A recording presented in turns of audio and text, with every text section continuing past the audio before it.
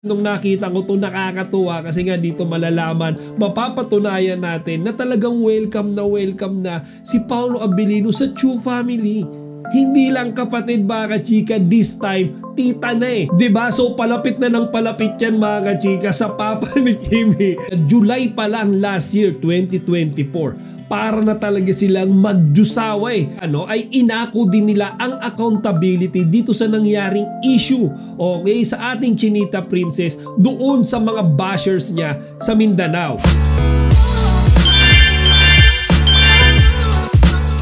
Magandang araw mga chika! Again po ulit ang inyong Chika Patrol. Bago tayo magsimula mga chika, inaanyahan ko muna kayong mag-subscribe dito sa ating munting channel para palagi kayong updated sa mga latest at nagde-trending ng mga showbiz balita. Dahil ngayon ay Tuesday, hindi tayo pwedeng mawala ng ating Quick Kimpaw update. At simulan nga natin yan mga chika sa pagbabalik ng ating Chinita Princess ngayong araw sa It's Showtime. So mga chika, kahapon diba absent si Kimi dahil nga kahapon lang din yung flight nila ni Paolo pabalik diba dito sa Manila. So ngayon mga chika, present na ulit siya sa It's Showtime at kapuna-puna mga kachika na sobrang saya ni Kimi. Okay, actually sa panimulang bahagi pa nga lang ng It's Showtime, todo-todo talaga yung pasasalamat niya sa lahat ng mga sumuporta sa kanila sa Cebu, diba? Sa Coronadal, sa Jensan. Kasi siguro mga kachika, maski si Kimi ay hindi ine-expect na ganun pala karami yung mga fans nila ni Paolo Abilino sa Visayas tsaka sa Mindanao. Kaya nga mga chika, diba? Like what I said on my content yesterday, nung pumunta sila diba sa SM Seaside, Cebu, Coronadal, and then sa KCC Mall mga kachika sa Jensan, parang hindi promotion tour ang nangyari mga chika, parang concert sa dami ng tao diba, lahat excited na makita syempre ang Kimpaw. Lalo na talagang bihira lang diba bumisita sa mga lugar na yan sina Kimi tsaka si Paolo nang magkasama. And then mga chika, another update naman tayo, and this is about the post of Kim Chiu sa kanyang Instagram account yesterday. So mga kachika, mukhang ang ating Chinita Princess ay nagre-reminisce nung mga memories nila ni Paolo Abilino nung sila ay bumisita last year sa Dubai, UAE. Diba? Doon sa post ni Kimi mga chika, makikita natin na nagja-jogging nga sila ni Paolo. I think in front of Burj Al Arab. Okay, sa UAE yan. At makikita natin mga chika kung gaano kasaya sina Kimi tsaka si Paolo dyan sa video na yan mga chika habang sila ay nagwo-workout ng magkasama. Feeling ko nga mga chika, paayuda sa atin to ni Kimi kahapon eh. Come to think of it nasa Dubai sila last year, I think around July, di ba mga chika? So July pa to last year, pero kahapon lang ipinost ni Kimi. Kasi kitang-kita nyo mga kachika, July pa lang last year, 2024. Para na talaga silang magdusaway. Diba? Nakita nyo yung tawanan nila, nakita nyo kung paano sila tumatakbo dyan. Napaka-sweet mga kachika. Yan yung something na hindi pa nila kayang i-broadcast last year mga kachika. Kaya yesterday lang ipinost ni Kim yan mga kachika. Sabi ko sa inyo diba? May mga activities na sila last year pa lang na talagang sobrang sweet sila mga kachika. Pero isinisikreto nila sa atin. Diba? Madalas may mga makikita tayong video, yung mga patagong shot lang diba? Mga patagong picture lang. Pero eto mga kachika, si Kimi na mismo yung nagpo-post diba? Sa kanyang Instagram account na tila ba proud na siyang ipagmalaki yung mga kilig moments nila ni Paolo Abilino when they are out of the country. At alam natin mga kachika, hindi lang basta-basta jogging yan. Kasi after ng jogging na yan, may kasunod na date yan.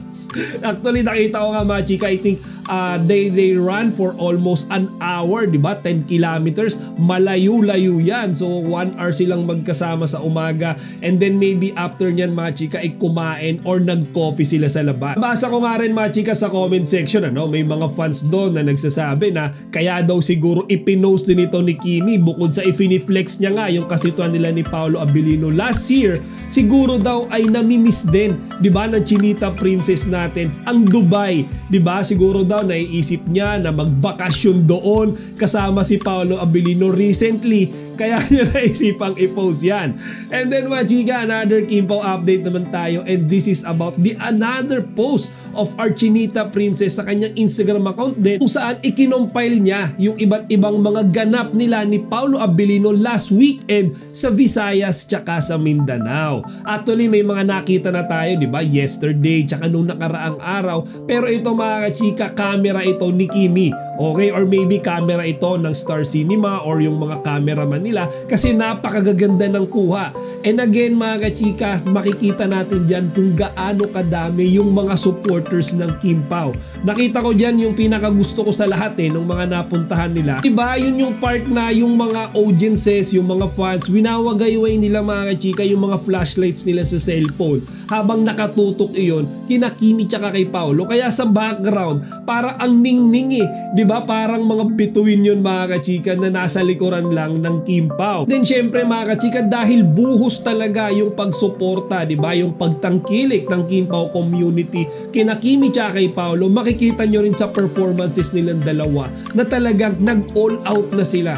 Diba, talagang ginalingin nila, makikita nyo yung ngiti sa mga labi nila, makikita nyo yung appreciation nila mga chika kung gaano sila nagpapasalamat doon sa mga pumunta, doon sa mga nanood sa kanila. And to be honest mga kachika, yung iba dyan hindi native from Visayas and Mindanao yung iba dyan taga Manila mga kachika na lumipad pa talaga sa Cebu tsaka sa Coronadal, sa Jensan para lang makita at masubaybayan yung mga performances ng Kim Pao. Diba? So ganyan kalakas si Kimi tsaka si Paolo sa kanilang mga fans. And then nakita ko nga rin sa video na yun mga kachika, yung mga tao talagang todo hiyawan. Meron pa nga ako nakita doon mga chika, parang naiiyak yung babae. Hindi ko alam kung sa kilig ba yun o dahil tears of joy. Nakita niya si Kimi tsaka si Paolo sa personal. And then meron doon mga bata, di ba? Mga middle age, mga matatanda. Talaga namang buhos na buhos ang suporta sa ating mga iniidolo. And I exactly know how they feel.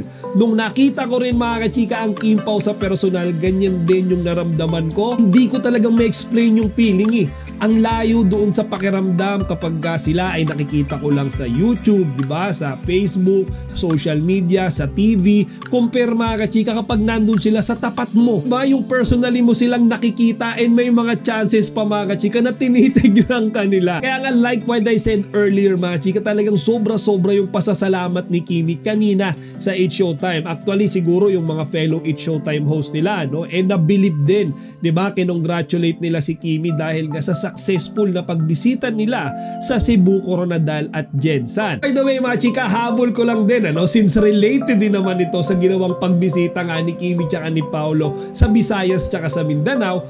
I also saw this picture kung saan makikita natin si Kimi tsaka si Paolo kasama yung tita ni Kimi. So mga kachika, previously kasama ni Paolo tsaka ni Kimi yung mga kapatid ni Kimi.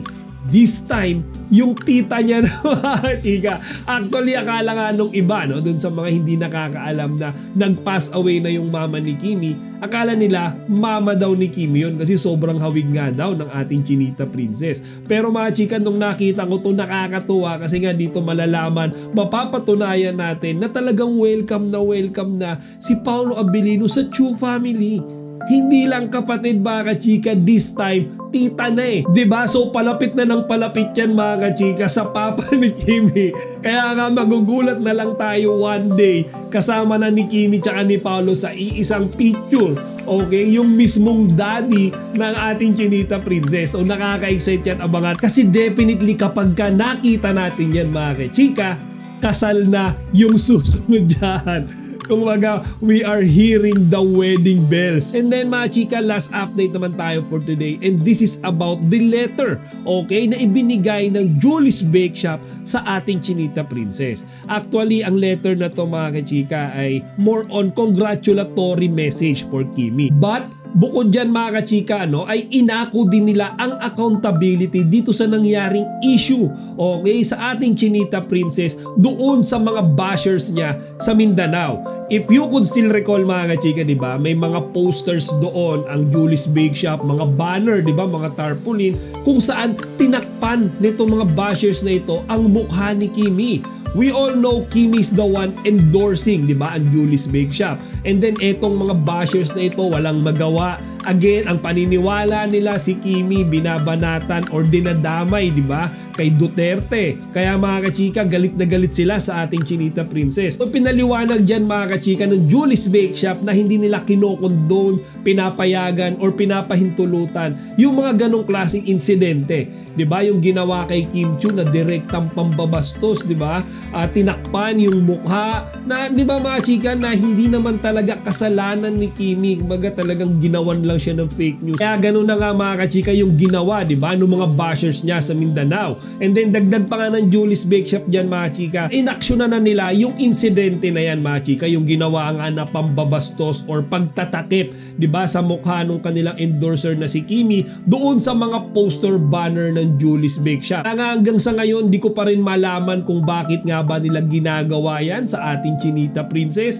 Hindi ko alam minsan kung yan ba mga bayad or di ba talagang frustrated lang sila dahil bitter sila, di ba, sa Kim Pao. Hindi natin masabi, pero as much as possible, alisin natin yung toxicity sa channel natin mga chika. Di ba si Kimi tsaka si Paolo ang gusto lang nila lagi ay good vibes, di ba? Ayaw din nila ng mga toxic na tao. So that's it for today mga chika. So walang promotion ngayon ang Kim Pao ng magkasama. Si Kimi pumasok siya sa 8 Showtime and I think si Paolo nagpapahinga siya ngayong araw, di ba? Sabi niya nga, work-life balance. Okay, kapag ka nag-work siya, nag-i-spend din siya ng time para magpahinga. And again, 8 days na lang mga kachika, mapapanood na natin ang My Love Will Make You Disappear sa mga sinihan. March 26 na po yan, kaya tulungan natin sina Kimi tsaka si Paolo na gumawa ng record-breaking history pagdating sa pelikulang Pilipino. Chika Patrol, signing out!